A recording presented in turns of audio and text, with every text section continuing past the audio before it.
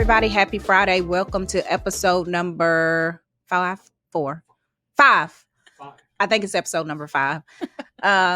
Good morning. Thank you so much for tuning in with me today. Today, I have a special guest in the studio with me. She does not need an introduction. I am more so afraid of what may come out of her mouth more than anything.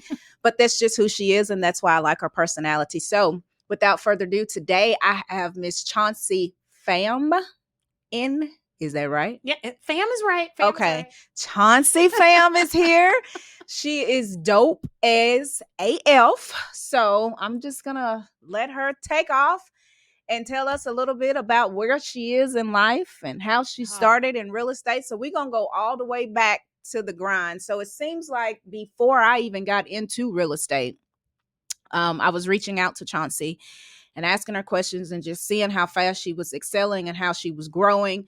I don't know Chauncey. Chauncey don't know me, but I followed her on social media. And so I've just been kind of following her ever since. And then when that market went kapoosh, kapow, kapang, boom, boom, boom, I was like, hey, I think I'm ready. So we've had a couple of conversations. And one time she just flat out told me, I'm not telling you anything because you're not in my downline. So if you want to know, you need to come join. And I'm like, well, dang. And that ain't what I said, but that's what I said. So I'm going to allow Chauncey to introduce herself to you guys, and then we'll just back it all the way up and take off from there. Hello, I'm a crazy person that's in real estate, and that's about it.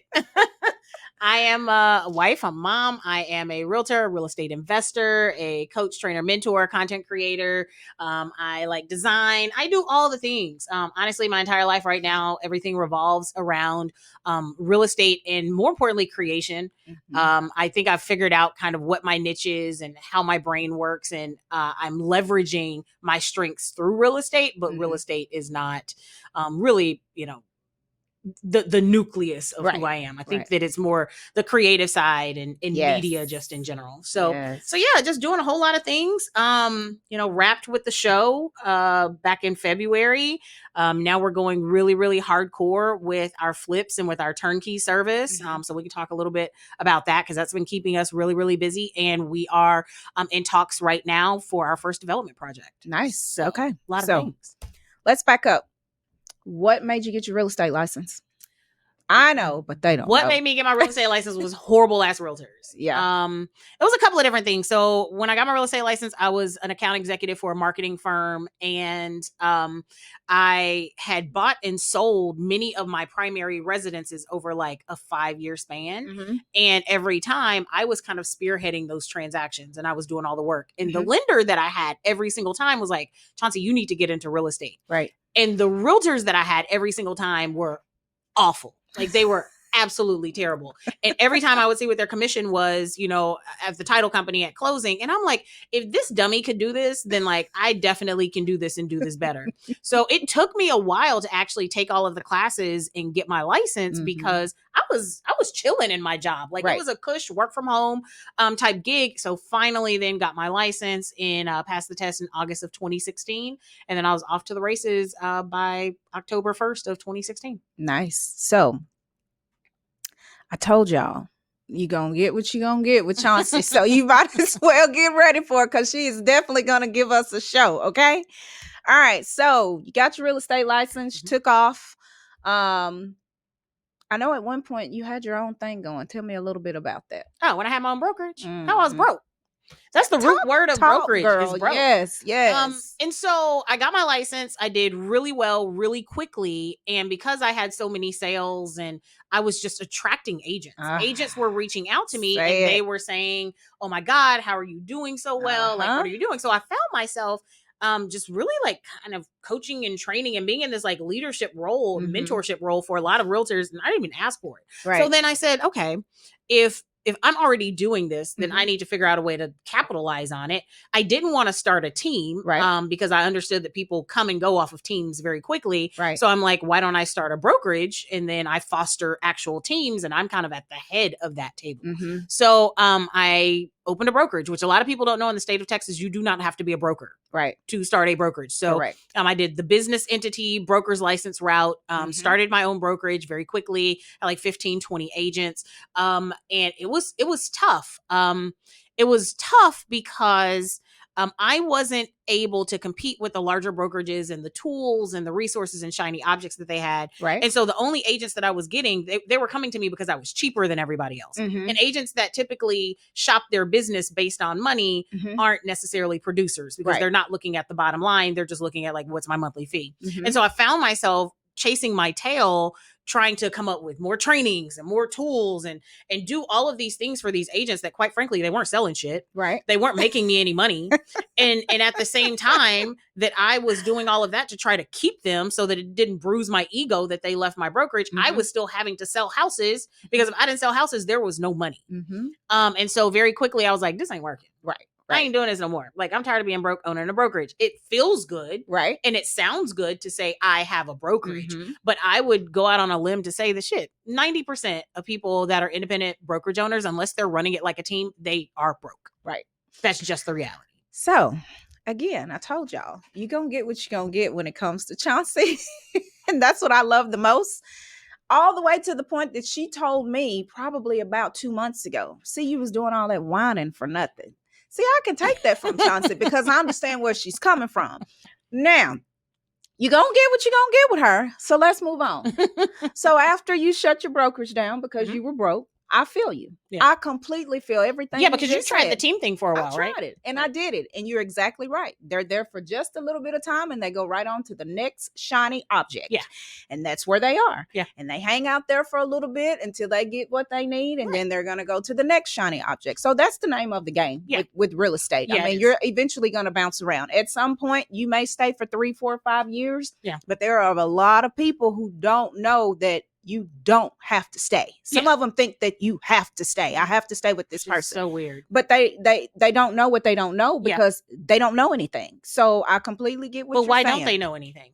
Well, if we all have the same time and the same resources and the same Beyonce's internet, why don't they know anything? Well, they don't know anything because they don't want to know anything. Absolutely. But they want to. But don't get me on that soapbox. Okay, I'm not gonna get you on that soapbox, but because I am passionate about ask holes. That's what I call them. Ask holes. All they do is ask you questions that they can Google and waste my time about stuff that could have been Googled. But don't get me on that soapbox. But yes. I told y'all, look, girl, this is the most views I done ever had. It's 11 people on here watching. So that lets me know that you're giving the people what they need. Okay. All right. So after you left your brokerage, broke, busted, disgusted, like many of us all are and have been before, what was next? Then I joined EXP. Okay.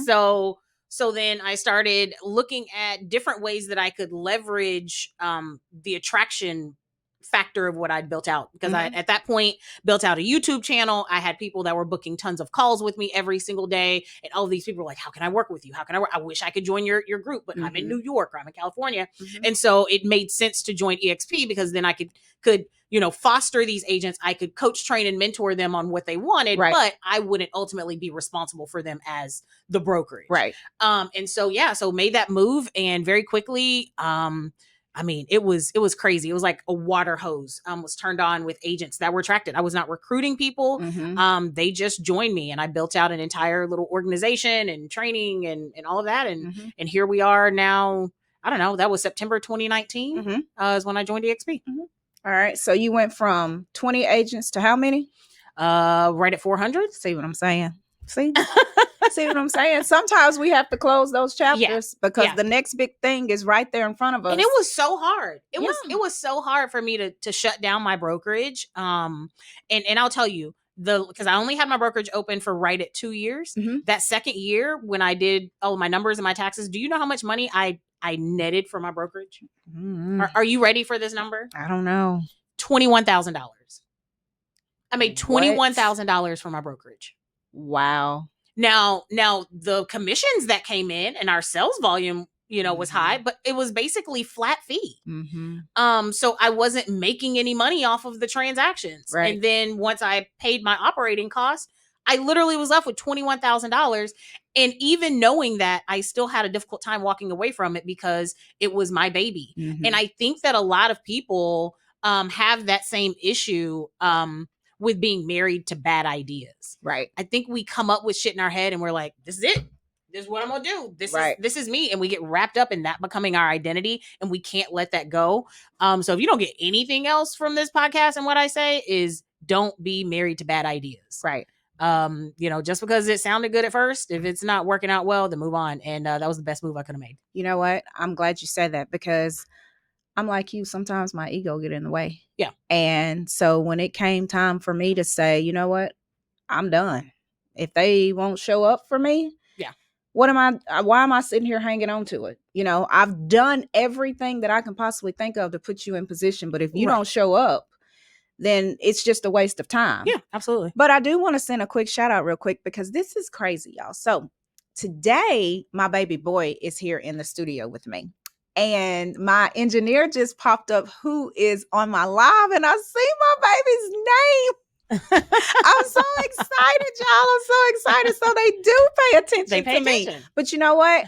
It's crazy, because I don't know if he's been on any other live. Well, I take that back. He has, but I'm not sure about Tyler. Tyler just called and told me it was an emergency. Check this out, Jess. I said, okay, well, what's the emergency, son? Oh, I just wanted to let you know I'm at Church's Chicken and I'm getting some poppers. And I'm like, boy, you can't play with me like that. I witnessed this. I witnessed this. Chauncey was right there. I was like, oh, Chauncey, hold on. What's going on, son? Oh, I just wanted to tell you I'm at Church's Chicken getting some poppers. Everybody know my family loves chicken.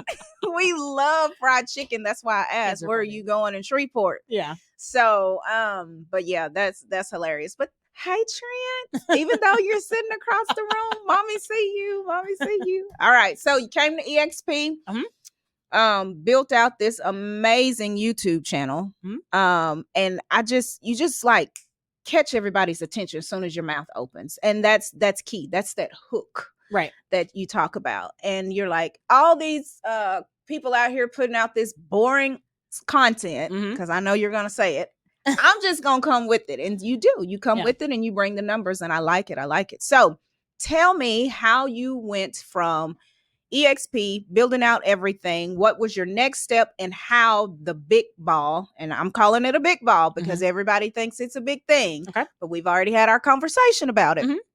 Tell me how the big ball fell in your lap. So I always knew that I would not sell houses forever. I always felt like when I got into real estate, and I know this is going to sound really weird to say, but I would feel almost embarrassed or shrunken in rooms when I would tell people that I sold, that all I did was sell houses. And I always wanted to do more than that. Right. Because I knew, I follow someone named Myron Golden. Are you familiar? Yes. Okay.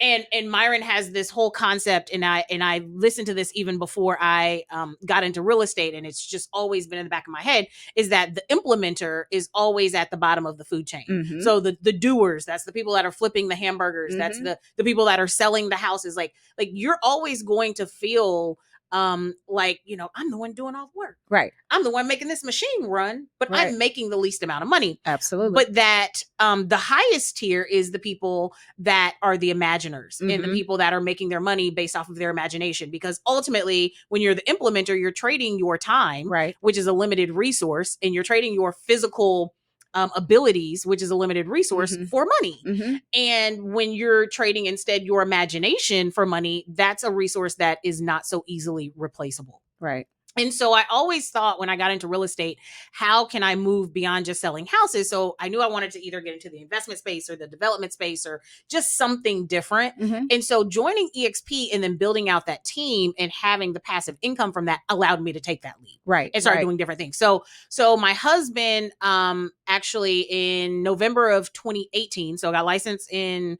August of 2016, 2 years later, 2018, I went to my husband and I'm like, you need to quit your job. Like, you are the systems and process engineer. We need to build out a process and create an investment company. And that's what we did.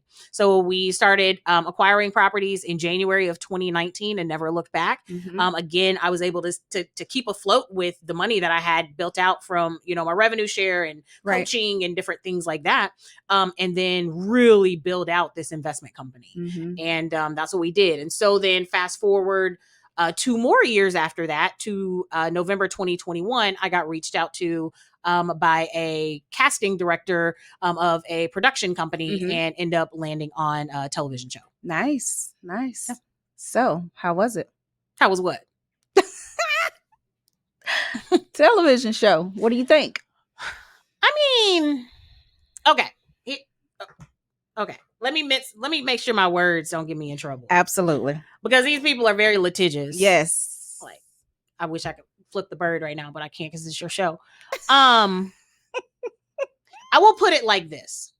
Everyone thinks that the prize is television, but people that think that the prize is television haven't ever actually made real money. Right. And I say that because we had made good money, by the time we got onto television, they're almost delusional in the fact that, and when I say they, I'm talking television executive, production company executives, they think that what they have is the prize. Right. And when you're working with someone that's never actually built anything, they, don't have a business, they've never made 7 figures, then TV is the prize. Right. And it's like, mama, I made it. Right. But I already made it before TV. There you go. I didn't need TV. Yeah. And so I, in terms of the experience, to me, I felt exploited and belittled. Because they talk to you like you're dumb. Oh, wow. And when I say they talk to you like you're dumb, not dumb intellectually, but they think that everyone is kind of naive and green enough to kind of fall for carrots that they dangle. And like, there is one thing that grinds my gears more than anything is to talk to me like I'm dumb. Right. Like I don't understand things. And it's a lot of that, a lot of like manipulation and lying and moving. And all you got to do is tell me that we're partners in this. Right. And I'm going to help us get to the end game. Right. I'm like, don't try to play games with me. Right. Like, let's not do that. Right. So I did not like that part of it. I did, however, love the content creation portion of it. Television is nothing more than content creation on steroids. Right. Right. And so I really enjoyed that part. And it was a great learning experience because now I understand how it works from the back end. And that's definitely something that I'll be exploring. But now I know how to do so in a way that makes me happy. But that way was not a happy way. Really? No, not at all. It's funny that you say that because I remember reaching out to you asking like, oh my God, like, how did this happen? And blah, blah, blah, blah, blah, blah, blah. And you were just like, Monica, it's not all that. No. It's not all that everybody try to make it seem, yes, HGTV or AETV or whatever, all these freaking shows that, are out there in reference to real estate. You and I both know too that some of those TV shows is just hype. So that's why everybody also think that they can become a real estate agent or they think they can become an interior designer, flip house, or whatever the case is. And that's not the case. It's way more to it than that. Oh yeah. Because the last 3 weeks of my life with this one that I have going, oh, baby. Hell. And those are the things that they don't necessarily highlight. That's the stuff that they don't highlight. Yeah. And I will say, so television is not only content creation on steroids, but it is very overpriced content creation. To create one episode of a reality television show cost about $400,000. Oh, wow. Okay. So you have to think about all of the people in production. You have to think about the talent. You've got to think about post-production, the editing. You've got to think it's so many different people that are involved in creating a show. It's that expensive. So what ends up happening that I found, and why it wasn't enjoyable to me was because creativity has been lost. Why do you think most people don't watch TV anymore? Right. They're remaking the same stuff over and over again. And it's because the executives at the networks and the executives in the production companies are afraid to veer off from things that have worked in the past and being safe with the creativity because it's so expensive. Right. Right. But what they are failing to realize is that the consumer has shifted so far from beyond anything that they're looking at that they really need to start listening to us because television is literally dying. It is. And they were working with someone as talent, myself, that I understand media on a different level. I understand it, not television, but social media and marketing. Like that's my jam. And the carrots that were dangled in front of me, I'm like, I don't need this.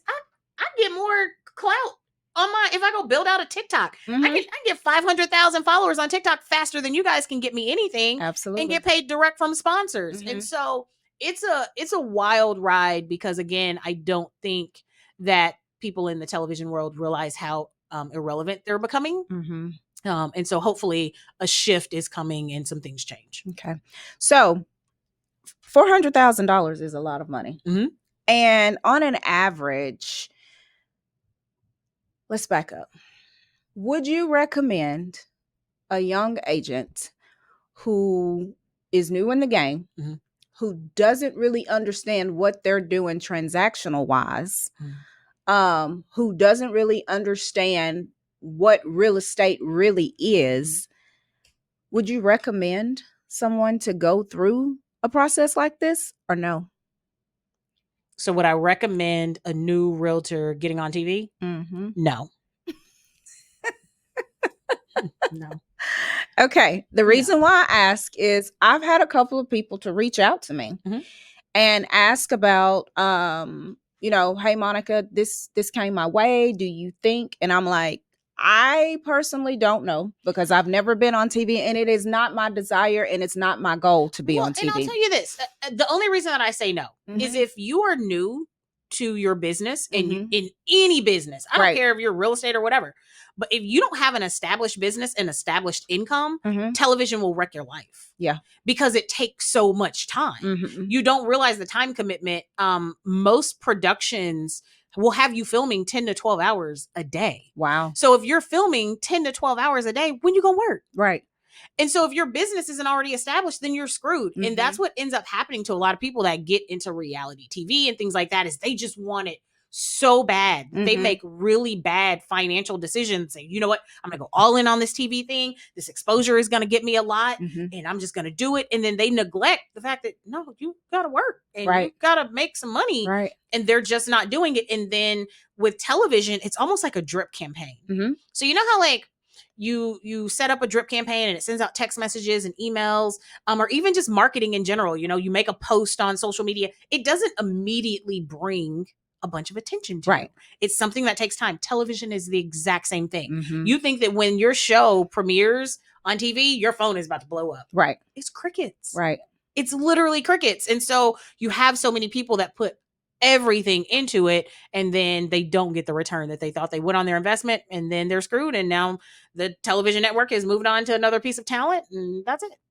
Wow. Well, my advice to that individual was I don't know enough about it to talk about it. Right. But I have spoken with a couple of people who have done some things on TV, and all of y'all are telling me the exact same thing. Yeah. Because you've done it. Yeah. So it looks like a shiny new object. It looks like it's going to bring you all of this and all of that, but you just shared it. It's really crickets. Now, there are some people that blow up with it quick, but that's like maybe one in every 500. And really it's what you do with it. Right. So it does give you some credibility to say, as featured on, but you have to do something with that. Right. It's not just the being of you being there. That does nothing. Right. Okay. So how many houses have you flipped? I don't know. I stopped counting. Right now I'm doing 11. At one time? At one time. So I have no idea how many total. So tell me about your crew. Your construction crew, because 11 at one time is a lot. Yeah. And there's just one Chauncey. But I know you have a whole team. But it's a whole, it's not a whole team. It's just 4 of us. It's me, my husband, our project manager, and our construction manager. That's it. It's 4 of us. 11 houses at one time. That's insane. So how many do you think you're going to end with for the year? I don't know. This batch should be done by July. So I don't know, maybe 25. 25. Well, we've already done 2 this year. So yeah, about 25. So what is your ultimate goal with this house flipping thing? To not do it anymore. House flipping is not a wealth building mechanism. House building is a capital building mechanism.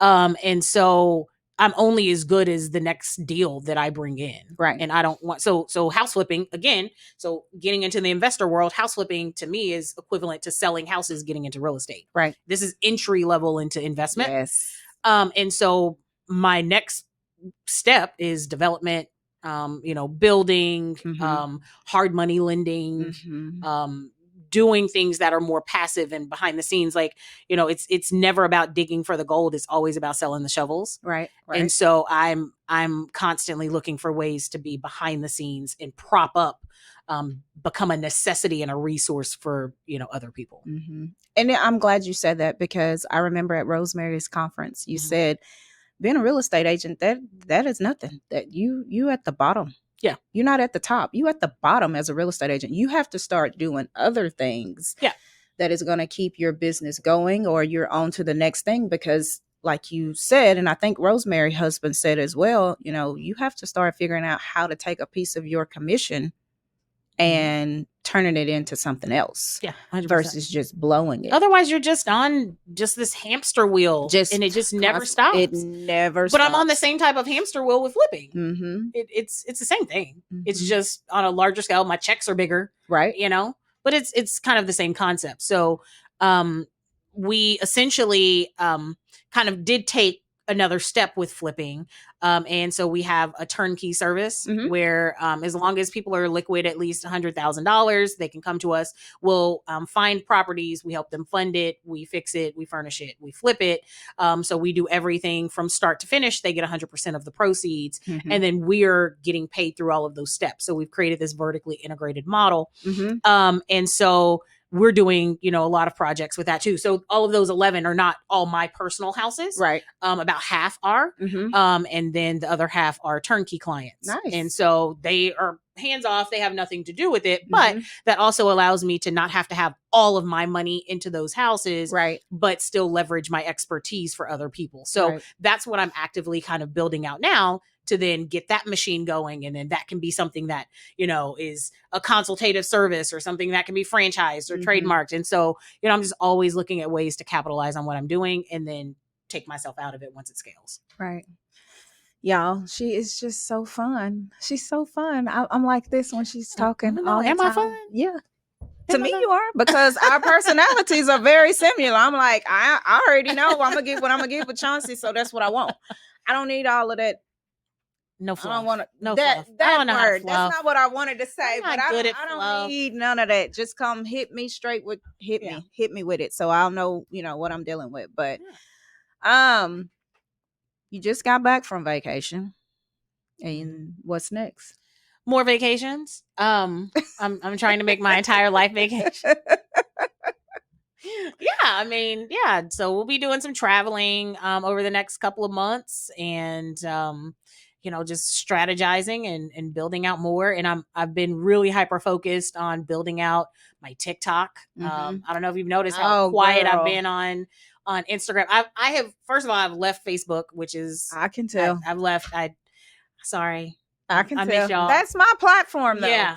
I want to built get into big, IG so bad, but you just, I can't. Yeah. You know, I keep trying. I'm like, and it's like that. It's definitely know. like that for people. But it's good that you recognize it. So you're like, you know what? This is my platform, and I'm going all in.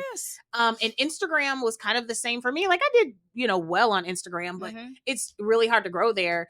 And I have only been focused on TikTok since the end or so of February. So 2.5 months or so. And I have literally surpassed every other platform that I've been growing for years. For literally 7 years, in 2.5 months, I surpassed all of that. And I didn't just surpass it in my audience, but it's bringing me in revenue. That's what I'm talking about. So let me tell you about TikTok. So, you know, late at night, I'm in bed, I'm on TikTok. The first person that typically pop up is Chauncey Pham. On your FYP? So I'm sitting here listening, and Mario's like, who's that? Oh, that's Chauncey. The next day, I'm sitting there listening. Is that Chauncey?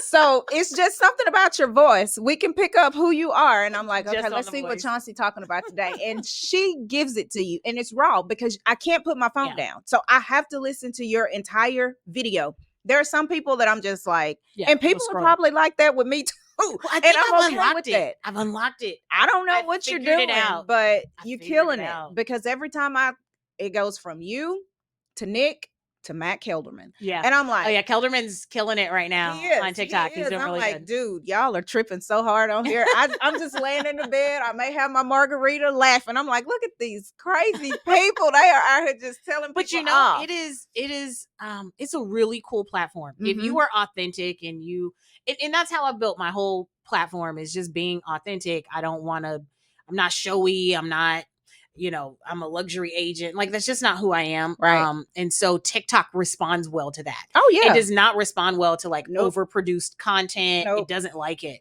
And so, yeah, it's become my jam. And so I've gone all in on kind of building that platform out. And my husband, we're kind of at a weird place because he's like, we're really comfortable. Like everything's kind of on autopilot. And I'm Mhm. like, what else can I do? Like I need to start a new business. I Right. need to do something. And so Right.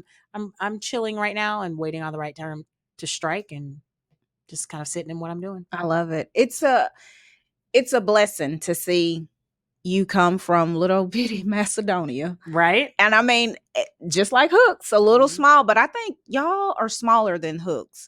But to see you just grow, and it's crazy because I'm just like, Are you from Hooks?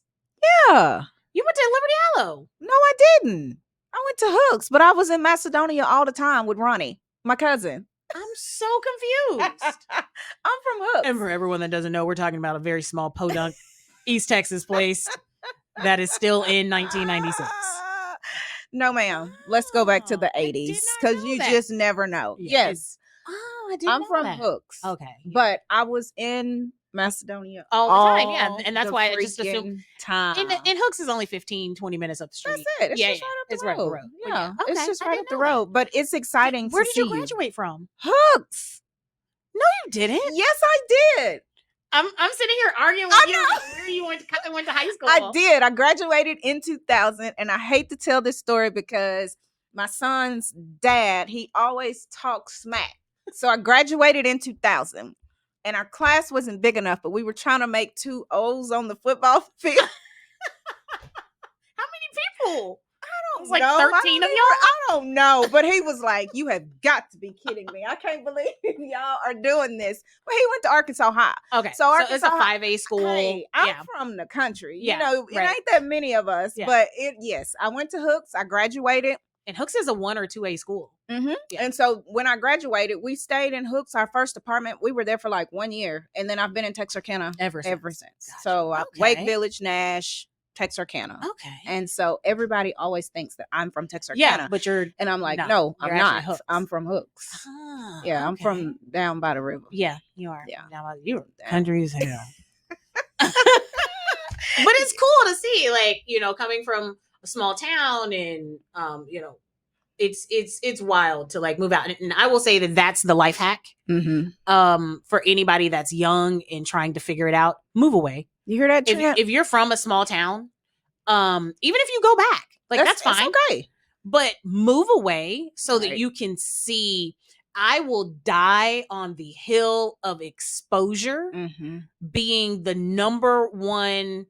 It's the leading indicator on whether or not somebody is going to, you know, change their life and pursue different types Right. of opportunities. It's exposure and Right. proximity to different things. And whether that's cultures, it's different mindsets, it's, Mhm. you know, financial Mhm. aptitude. Like you have to get exposure. And when Right. you're in a tiny little town like that, you don't get it. Yeah, because early this morning I was driving in traffic and Trent was like, "Oh, I would have dipped." And I was like, "Well, I got to make sure you don't drive me home because Yeah, I'm 'cause- 42 and I'm like this." It's not like I'm just like that, but the older we get, like if it's raining too hard, you got to turn Cautious. the music down so Yeah. you can pay attention to what's going on. And he talking about dipping in traffic with me? No, brother. Not on my watch, you won't. So, but anyway, so you got some vacations planned. You kind of know what your next steps are. What I'm How chilling are for the right now. kids? Oh my God. Your picture that's on my graphic is Fiona. It looks right? just like my daughter. Yeah. Yeah. It's like we're like the same person and she's giving me hell right now. I'm getting everything that I gave my parents back times 10. Times 10. It's awful. It is teenagers are awful. They're Right. broke and they smell weird and they don't know how to regulate their emotions. And it is just a really horrible time. And then you got your sweet And then I baby have my boy. sweet baby until he turns into a teenager. And I'm going to say same thing about him. But he's still sweet because he's just now 10, but he is his body is starting to change. He's starting to notice things. So it's only a matter of time. It's only a matter of Only time. a matter of time. Well, But they're good. They're good. I am just super proud. Thank you for Well, thank you. I'm proud of taking. you too. You took real estate by storm in Texarkana. So Well, and you know, we had conversations before you even got into real estate. Right. And I mean, you always been a hustler. So, you know, Right. it went the way that it was supposed to go. And now we get to kind of work together a little bit. Uh-huh. And Uh-huh. I like it. I do too. I'm just curious to see Where it how goes. far Yeah. where it leads to. But I'm excited about it. And I've only been at EXP 3-4 months. Yeah. Not long. And so there's a lot of things that I do not know. So I'm Oh, yeah. learning something every single day with EXP, it's a lot. It's a lot. We do a lot. And I'm just like, okay, what's next? And then you get an email, this is happening. And then I'm like, you want to try to get stuff on everywhere, everything. and it's so much going on. Yeah. So you have to stop and you have to say, okay, this is what I'm going to focus on for a little bit. I'm going to learn this. Then maybe next month I can learn this, or I can join this. But it's so much happening and there's so much that's taking place. So yeah, absolutely. Hey, you want to shout out anybody? No, I don't want to shout out anybody. I know you don't, because that's just the rebel in you. Like, that's just what I'm gonna get. I don't want to talk about nobody. I don't want to. I'm not gonna do that. So, all right. Well, thank you for having me. You're so welcome. I know you're gonna continue to kill it. Yeah. I just needed people to have some different energy, and I was like, oh, let me try Chauncey. And when you said I'm actually available, I was like, yes, let's do it. Because that never happens with Maybe you. next time we'll come and we'll bring some hardcore lessons for people, some more tactical information for the audience. They'll love to have it. So Texarkana, guess what? We have been talking about putting some things on for you guys out there, but you gotta be able to take the heat in the kitchen, because she gonna give it to you straight out the kitchen. You gotta show up. You gotta show up. Gotta show up. We're giving y'all things to help you become better individuals, better business owners, and to think about your future. But you have to show up. Yep. And then you have to be willing to accept what is given to you and apply it and use it in your area, whatever area of your life. She may come in talking about house flipping one month. You may not be ready. So then come back next time. She's talking about, what'd you say? Don't tell me. What? Development. Hard money loans. Hard money lending. People don't know a whole lot about hard money. I've dealt with it maybe 10 times on transactions. So she's just got a whole bunch of information that we normally don't have access to, that no one is going to give us in Texarkana that I can possibly think let's of. Put something on the books. So we'll put something on the books for y'all soon. So be looking forward to that. Whenever she decides to slow down just a little bit more, we probably can get her an OTK and maybe she can sauce us up a little bit. Let's do it. With some information. I'm down. All right, y'all. Well, y'all have a good week. Until next time, stay safe. Bye now.